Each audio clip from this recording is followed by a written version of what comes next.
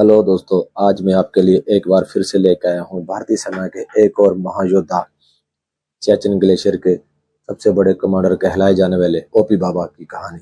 कौन है ओपी बाबा, जानेंगे इस वीडियो में।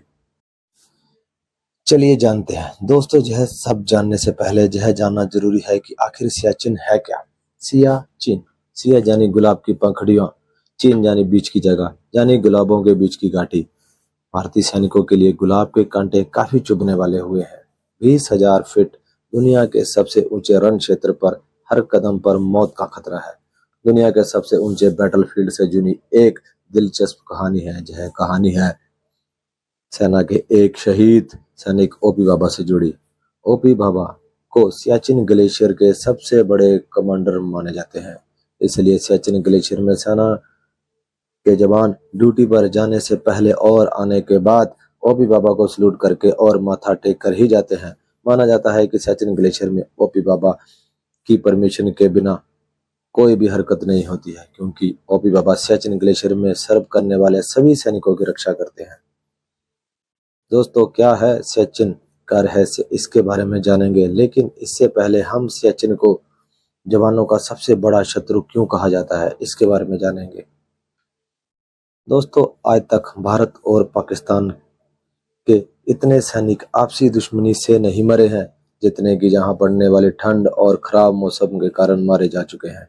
इसका कारण वहां का तापमान, जो कि सर्दियों में -50 डिग्री सेल्सियस से भी कम तक चला जाता है, बर्फीले तूफान, लो ऑक्सीजन जिसकी वजह से सांस लेने में तकलीफ, बर्फ की गहरी खाइयां जिसे सियाचिन में करवास कहते हैं।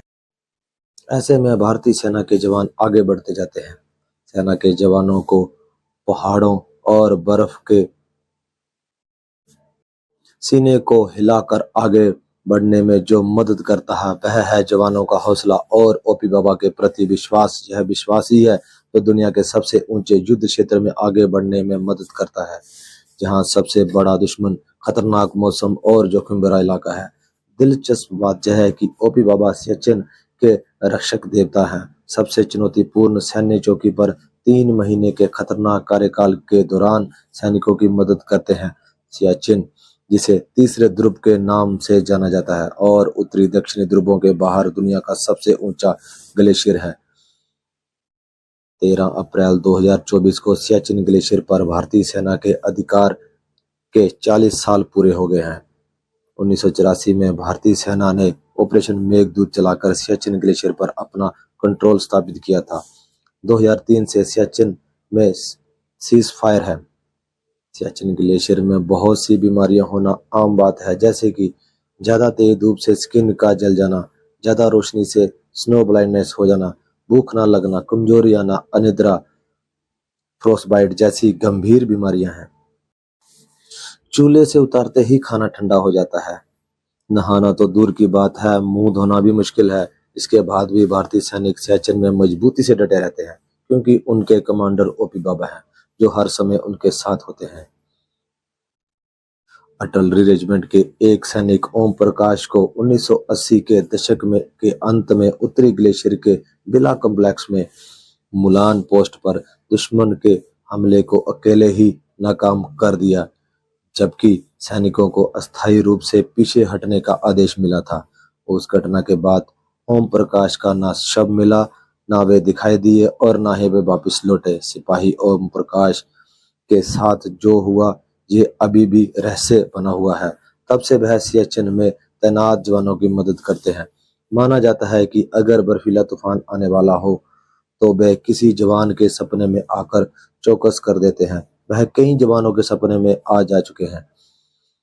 1996 में ओपी बाबा का मंदिर एक कुटिया में था, लेकिन 2003 के भारत पाकिस्तान समझौते के बाद इसे मंदिर बनाकर स्थायी रूप दिया गया।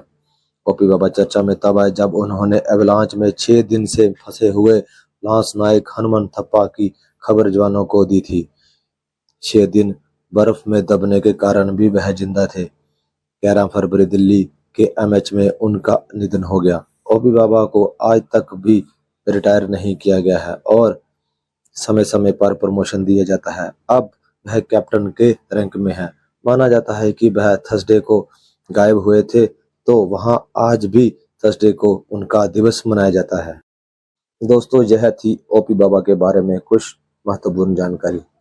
वीडियो अच्छी लगी हो तो लाइक एंड शेयर जरूर करें। अगर आपने चैनल अभी तक सब्सक्राइब नहीं भी किया है तो हमारा चैनल सब्सक्राइब करें और बेल आइकन जरूर दबाएं ताकि आने वाली वीडियो आप तक सबसे पहले पहुंचे। जय